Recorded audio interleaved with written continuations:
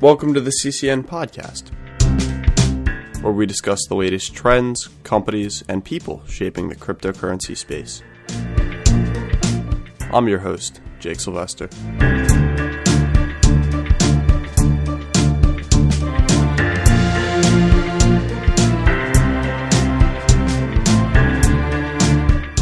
Hey, how's it going, everybody? I'm here with Éric Larchevêque, the CEO of Ledger. How you doing this morning, Éric? Hi, I'm fine. Thank you. How are you? Good. It's great to have you on. So can you talk a little bit about how Ledger got started and what you guys started out doing and what you're doing now? Yes, of course. I got interested into into Bitcoin, in 2013, end of 2013. And I got very interested into the technology, and I was sure that it would impact the society. I was just sold my previous startup, and so for me it was clear I had to do something in the space, but I didn't know what to do exactly. So I started to open a Bitcoin center in Paris. The name is La Maison du Bitcoin, the House of Bitcoin, which still exists. And the idea was just to take a position on the technology, to speak about Bitcoin, explain how it works. It was some kind of evangelization. But we didn't have a real business model. Of course, we were buying and selling Bitcoins at a physical counter, but that was quite a small activity. However, to open this space was a good way to discuss with all developers, all of the startups in the space. And this is how I met with two other companies. One name was BT Chip. They were designing the first kind of hardware wallets based on secure chips. So they had developed an operating system for secure chips, and they had this first approach of a digital safe for Bitcoin. But of course, at the time, it was very technical and not very easy to use. It was not really packaged as a product yet. And there was another company named Chronocoin, so both were a French company. And Chronocoin was just selling Bitcoin through postal services. And they needed a way to send the private keys, because when you own Bitcoins, what you really own are private keys. It's like the bearer bonds of the cryptocurrency. And they didn't want to use a USB drive because it wasn't very secure. And what happened is that they started to work together, so BT Chip and Chronocoin, and they designed the first version of a usable hardware wallet. And so we start to work all three together, and we share the same vision that cryptocurrency, blockchain technology could not scale without a proper endpoint security solution. And since the smart card secure chips was a French technology, and that we had 40 years of legacy and experience in the field, we thought that we really had the opportunity to distribute our technology globally. And this is how we decided to found Ledger. So it was the merge of the three companies, BT Chip, Chronocoin, and the House of Bitcoin. And so Ledger was incorporated end of 2014 with the mission of secure all endpoints for cryptocurrency applications. Let's dig into that a little bit. You said that secure chips were a French technology. Can you explain a little bit more about what that means and how it affected Ledger's development as a company? Yeah, of course. For instance, in the US, you have had the chip and pin technology that got introduced, I guess, a couple of years before. But in France and in other European countries, this is something that we have for a while. And what we call smart cards are based on secure chips, which is a specific field of hardware engineering where the microprocessor has some security features to make sure that it's not possible to extract the secrets. And in the case of Bitcoin and cryptocurrency engineer, all the security model of owning cryptocurrencies is based on the capacity of the endpoint. So it can be a user or a machine or a server. So it's based on the capacity of the endpoint to keep the secret. So the private key must always get secure. And since the smart card originally is a French invention, there are a lot of companies, security companies, which have been built into the field and a lot of expertise into secure engineering. And so the bit chip company from our CTO, Nicolas Bacca, was coming from this industry, and they had all the expertise to basically adapt the smart card technology to the needs of Bitcoin and modern cryptography. And so by leveraging this technology and making sure to modernize it, we were able to deliver security products with the highest standards of security and safety for private keys. So all the technology of all Ledger products is based on secure chips. And this is what makes Ledger quite unique on the market. We are, as of today, the only company in the world to have both expertise in secure chip engineering and also a deep knowledge of all blockchain cryptocurrency protocols. That's really interesting. And just for our American listeners, a secure card is a chip card. I actually had to look that up. That's really interesting what you say about the talent, too. There was a book, I forget the author, but it was called The Fall of Google and about the rise of blockchain. And the author repeatedly commented on how all the actual silicon had left Silicon Valley and just the lack of hardware engineering talent in Silicon Valley. Yeah, so that's for once being French was not necessarily a disadvantage because usually all the big technology is done by American companies, Silicon Valley company. So that's why we knew we really had a chance to distribute our product and have an advantage on the market because if you go in the Silicon Valley, they don't really know about secure hardware engineering because that's not something that has been built there. And so that's why Ledger has also been able to become a global leader on crypto security solutions. Yeah, so let's talk about some of the security you guys have built into the hardware. So, I mean, you mentioned originally talking about using a USB to store private keys and how this wasn't very secure. Can you talk about how Ledger actually goes about storing the key and signing the transaction and how that differs from, say, just putting a private key on a USB? Yes, of course. So as I was mentioned, all the security of a crypto assets in the ownership phase is based on the capacity to make sure the private keys gets in your possession and that no one can access to it. So when you take a hardware wallet, such as the Ledger Nano S, which is the most popular security solution on the market, it is true that it looks like a USB stick. And a lot of people just think that a Nano S is a glorified USB stick. But there is a big difference. The Nano S is basically a secure embedded computer with a screen and with keyboard. So there is only 2 buttons, but it's still a keyboard. And the function of this device, of this hardware wallet, is isolation, is to make sure that the private key is never exposed to the host computer. If you take a USB stick, like a hard drive or anything to put your private key on it, at some point you have to connect it on your laptop or your desktop to sign a transaction, because the only way to sign a transaction is to access the private key. And so it means that at some point, even if the hard drive is encrypted, you will need to put your password, decrypt the private key, and it will be in the live memory of your computer. And then that's basically game over, because you cannot trust your computer. You do not know if you have a malware, a virus, something which is going to scan the memory of your computer, extract the private key or the seed, and send it to the hacker's server.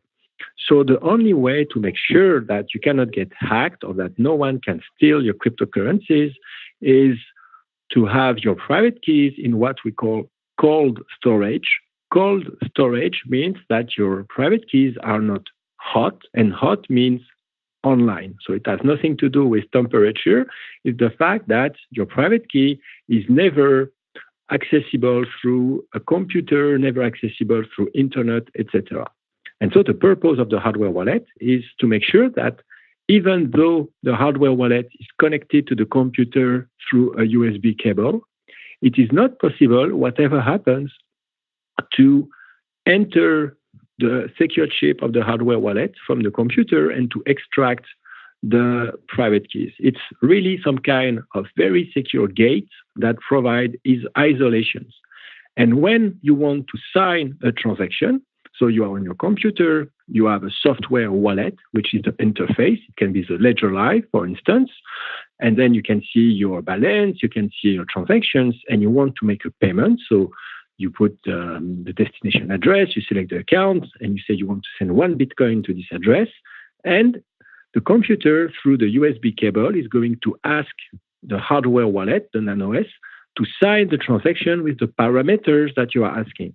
And then a very important step is for the user to check on the hardware wallet, and that's why there is a screen, the parameters of the transaction. So you make sure that you send 1 Bitcoin to the address that you really want to send the Bitcoin to, because you cannot trust what you see on the computer screen. Maybe you have a man-in-the-middle attack. Maybe someone is sending a wrong information to the hardware wallet.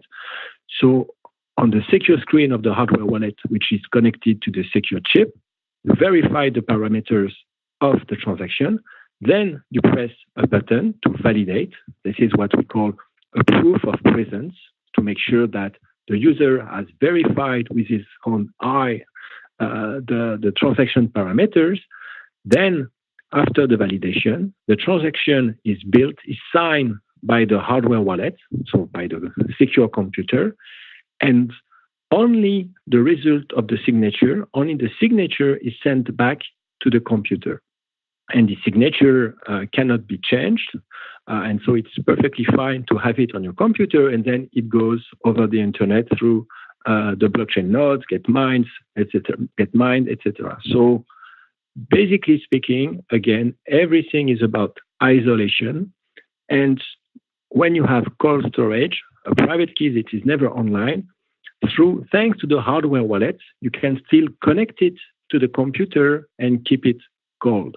Because if you have a paper wallet, which is another popular way of securing cryptocurrencies, so this is indeed cold storage because it's on a physical piece of paper and you cannot, it's not online by definition. But at some point, you need to go on a computer, you need to enter, to scan, for instance, a QR code of the private key on the computer, and then you are back to square one. You have to make sure that your computer is safe. And not everyone, even geeks, are not capable to make sure that the computer is safe. That's why the easiest approach to secure cryptocurrencies is to use a hardware wallet. Interesting. So one of the questions I have with the secure integrated circuit, where is the actual private key stored? So in a normal computer, you have some kind of permanent storage mechanism. How does that work with Ledger, for instance, or the secure chip technology in general? So the hardware wallet is a secure computer which is architectured around the secure chip. And the secure chip has not only a CPU, a processing unit, but also some I/O, some input-output to communicate with the external world, such as the USB, such as the screen, the buttons, and it has a secure flash, a flash where you write the apps, like first the operating system, which runs the computer, then the apps, such as Bitcoin or Ethereum or something else, and also the private keys or the seed, because on hardware wallets, generally you use seed from which you derive all the private keys. So everything is stored inside the secure chip. And the main feature of a secure chip is to make sure that it will never reveal this information. Even if you listen the device with some specific materials to see if there are like some side channels, if sometimes you can infer information from electromagnetic signal, make sure also that even though you are going to decay the chip or try to fold the chip, there is a lot of hardware attacks or different attacks that are used by hackers to open the device and extract the information. And if you use a secure chip, you have much more, chance to resist this kind of attack. Nothing is unbreakable because that doesn't exist. However, the difficulty to extract a secret information from a secure chip is a few magnitude over the same difficulty to extract a private key from a regular chip, be it a computer or a hardware wallet that is built on a regular chip. Yeah, it's really interesting how you guys are implementing security by design versus security by adding a software mechanism to prevent Bitcoin from being sent if you haven't entered a password or something. Yeah, so that's exactly the big feature and the big shift in security with blockchain technology, globally speaking, is the fact that you really need to secure the endpoint. And the only way to secure the endpoint is through hardware. There is no solution with security in the cloud or stuff like that. You really need to have your own security. And that's what is so interesting about the architecture of a blockchain application. Yeah, it's definitely a big shift away from the secure data silos and the stuff like that we've been seeing come out for 10, 20 years. So do you see potentials for hardware wallets and just decentralized private key storage beyond Bitcoin and blockchain? And if so, how does Ledger fit into that? So that's a very interesting question because if for sure the blockchain technology and more precisely the boom of cryptocurrency has been a real drive to assemble, design, and sell hardware wallets, there are indeed other kind of applications you can do with a secure device. So there are a few obvious ones, such as encryption and signature, like GPG or equivalent protocols. There is also SSH. So it's more like really technical. So it's not going to speak to everyone, but basically you can sign commit if you are a developer on GitHub to make sure that you are the owner of this commit, of this release. You can control access to servers through the device.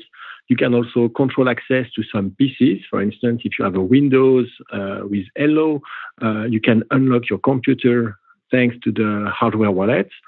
And you also have all the two-factor applications. For instance, if you want to connect to your Gmail account, you will need to connect your NanoS and authorize the connection. So it's a step further the password. However, these applications are very niche. I mean, it's only for like engineers or people who are quite interested into security. And so we cannot speak about application that could become mainstream.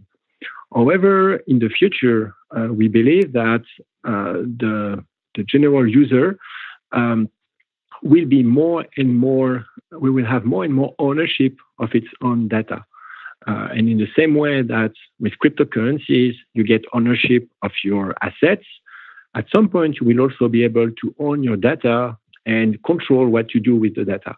And using a hardware wallet will basically fulfill the same role of controlling how you are going to use your assets.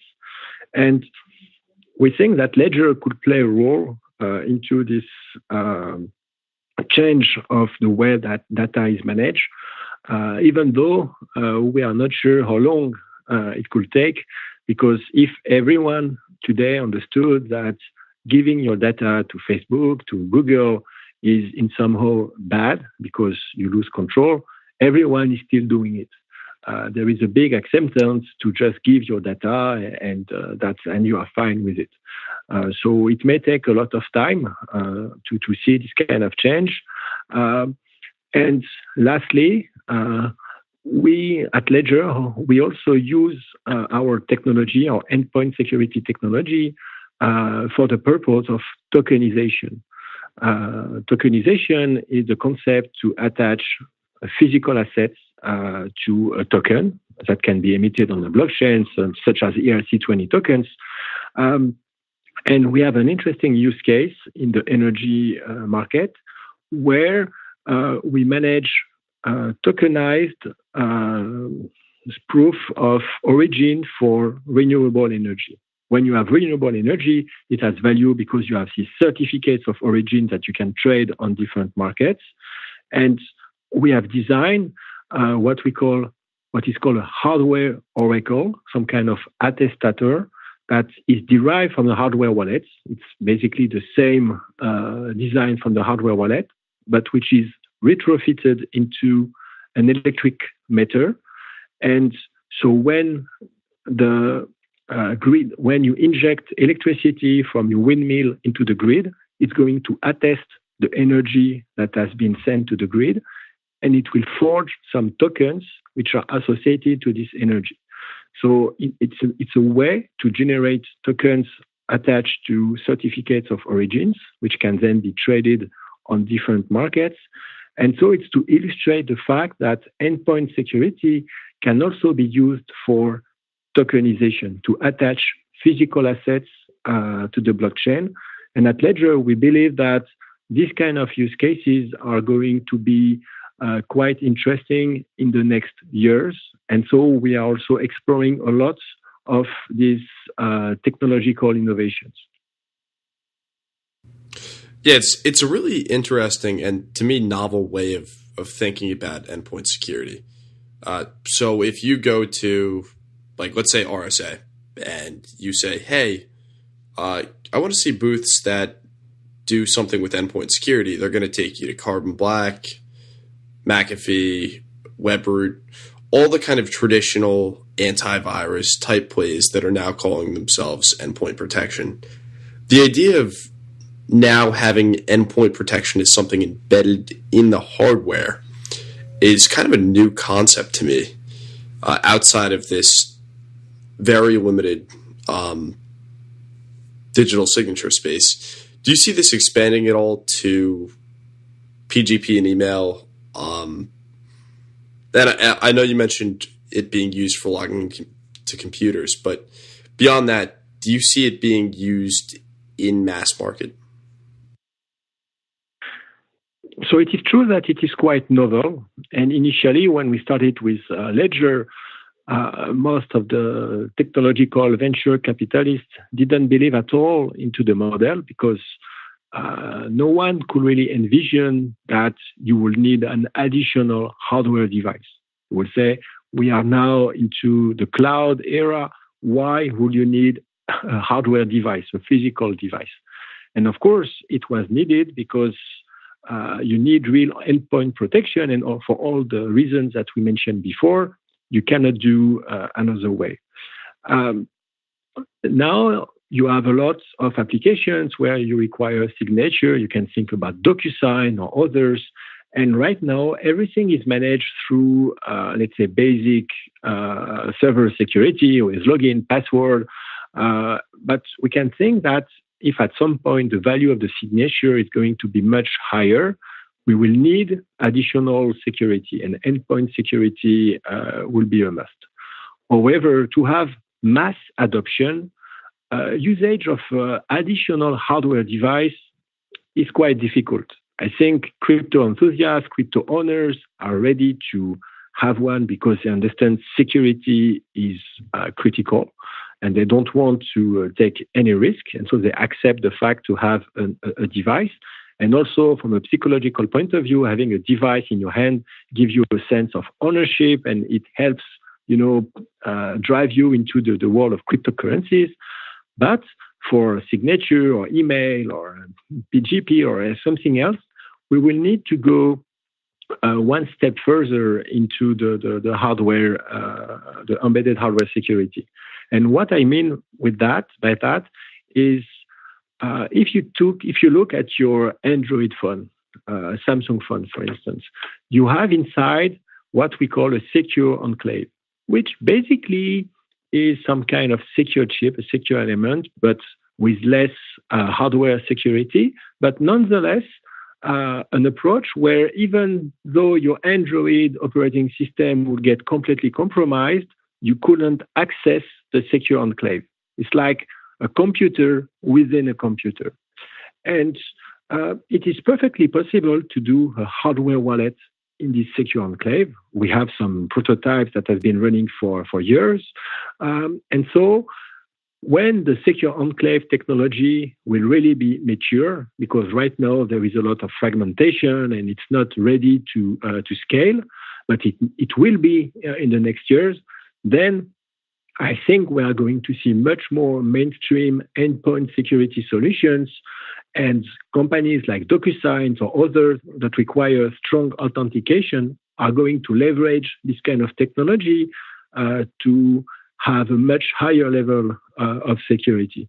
So we are going to see much more mainstream endpoint security, but I believe it's going to go through the secure enclave on our phones. Interesting. And the secure enclave is something that exists on iOS already, right? In the A7 ARM chip. Yeah. It's also on iOS. I didn't mention it because it is quite closed, and it's not really possible to deploy your operating system and application on it. So we have at Ledger, we have never been able to leverage the secure enclave on iOS, and it's not sure that it will be possible from a third-party perspective. That's why Android right now has much more potential on that. But of course, it really depends on what Apple is going to do in the future. Yeah, and I guess one of the issues with Android and Secure Enclave is there's an actual hardware dependency in the chip. And because of the fragmentation of Android, it's very hard to guarantee the right technologies in place in the phone. Is that correct? Yeah, that is completely correct. If you buy S8, for instance, if you buy in Europe or in the USA, you will not have the same chipset, so you will not have access to the same level of secure enclave. So right now, we can say it's a mess. So that's why it's not really ready for mass adoption. Of course, an enterprise company can force everyone to get a specific brand of device and to use them into security, but that's not really compatible with what everyone wants to do, which is bring your own device. And so I guess it will take a couple of years, maybe more, before we can see really a mass adoption of this technology, because first we need to get rid of the fragmentation. That's really interesting. So shifting gears a little bit to enterprise adoption and institutional interest, can you talk a little bit about what you're seeing as far as some of these bigger companies and funds adopting Ledger and using it as part of their security stack? Yes, of course. So with the success of the NanoS, the hardware wallet, we have had a lot of enterprises like hedge funds or financial institutions that have been using our products.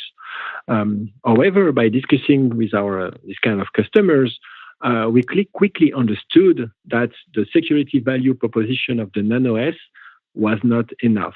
Not from a cyber security point of view, because it had everything that it needed, but more at the governance level. And let me explain. If you are a financial institution and you have, let's say, $50 million US in Bitcoin, then of course you could store it on a NanoS. But then the question is, to whom do you give the device? Who has access to the PIN code? Do you keep it in a safe in the company, what happens if your CFO just become crazy and run with the device? What happens if you are a hostage situation? I mean, that cannot scale at all. And if for a while it was perfectly, I mean, most of the financial institutions, crypto hedge funds were using NanoS and finding some security around it to make sure that you cannot get it physically stolen. When we have seen more and more interest on the market, it has pushed the let's say the professionalism expectation of how you manage your security. Especially if you are a fund, you want to raise more money, you have LPs, they are going to ask you, but how do you secure the crypto? And you cannot really say, oh, I have an NOS and it's in the safe, and because that's not really serious, and it's no way it's going to pass through all the certification levels. And so we have designed a solution which is named the Ledger Vault, which is a SaaS solution. It's a managed solution where we provide security for cryptocurrency, so for enterprises and mainly for financial institutions, where we add a governance layer. So basically, the private keys are stored into what we call HSM, hardware security modules. So they are kept in cold storage in very secure appliances. And all the stakeholders of the funds have a hardware wallet. It's a Ledger Blue Enterprise, so it's a specific hardware wallet, but it's a hardware wallet. And to access the back office, the interface, and to request payments, it requires the use of the hardware wallet. And each time you need a validation of a payment, it goes through a governance. It can be multi-signature, it can be time locks, it can also depend on the size of the transaction. And so you can build your set of rules and you can control all your different assets as a teams and with all the level of governance that you require. And so this is the value proposition that we have put on the market. And it has been well received by our customers because it allows them to provide with a security solution that match the expectations from all the process certifications that they require. And the level of interest of institutions on cryptocurrency is quite high. Despite the bearish market, the general strategy from all our customers and banks and financial institutions is not really changing. They are not adapting the strategy to the latest price, latest price of Bitcoin. They are really here for the long run because they understand that they need to create a cryptocurrency compatible back office, because it's not only about cryptocurrency, it's also about tokenization. One day, bonds, money, anything is going to get tokenized, and they will, as custodians, for instance, they will need all the back office, all the infrastructure to deal with these tokens. For them, it's not a question of there is the opportunity to invest and do things with cryptocurrencies, with Bitcoin, but it goes further than that. And that's why all the financial institutions continue to be very bullish on the technology and cryptocurrency because it's something that they really need in the long run. It's really part of their core strategy. Yeah, definitely a longer term view from those types of institutions, especially as we start getting into some of this tokenization of traditional assets. So where do you see Ledger in 5 years? Well, Ledger in 5 years will be a technology service company. We want to provide our core technology to the largest amount of customers globally. So we are already a global company. We have offices in San Francisco, New York, Paris, and Hong Kong. So we are trying already to serve a lot of our customers worldwide. But what we want to become is really a provider of technology. Our core technology is an operating system for secure chips. We have built a hardware wallet with that. We have built the vault with that. We have built also some IoT solutions with that. And so in 5 years, I believe that Ledger technology is going to equip all the back office from financial institutions who have built crypto-ready solutions, and will also equip a large part of the IoT suppliers and industrials, because our technology is also very helpful to manage and secure data points and be also blockchain ready. So we want to be very horizontal, very agnostic, and serve the largest possible number of customers. In the idea, you can compare that to Cisco, who is really trying to provide infrastructure and not verticalizing themselves into use cases. That's the same vision that we have for Ledger. Yeah, definitely a big vision, and you guys have a lot going on. Is there anything in particular that you're really excited about that Ledger's working on right now? Yes, but I cannot talk about it right now. That was going to be my next question. So, of course, we are always working on new things, but it's not the time to speak about it. But I'll make sure that you will get notified when we'll have something to say on the subject. But yes, there are exciting things that are going on at Ledger, and I would say that we are also very excited about the Ledger Vault, which is an enterprise solution, because we are really seeing a lot of interest, and that shows that despite the bearish markets, investment continues, strategy continue to develop around cryptocurrency and blockchain technology, and that is a very good sign for the future. Yeah, well, we'll definitely be watching you guys closely. I'm really excited to see what you guys do, not only in the space, but as some of this secure enclave type technology develops, and as we see two-factor authentication moving from something that you do with, Verizon, AT&T toward real hardware-based solutions embedded in your phone. I think you guys are going to be a great company to watch grow and develop. Oh, thank you. And anyway, we will do everything to evolve and to continue the innovation. And we are very excited about the possibility to bring hardware security to the masses. So we'll definitely have to have you on again sometime. Thank you so much for coming on, and have a great day. Thank you, Jake.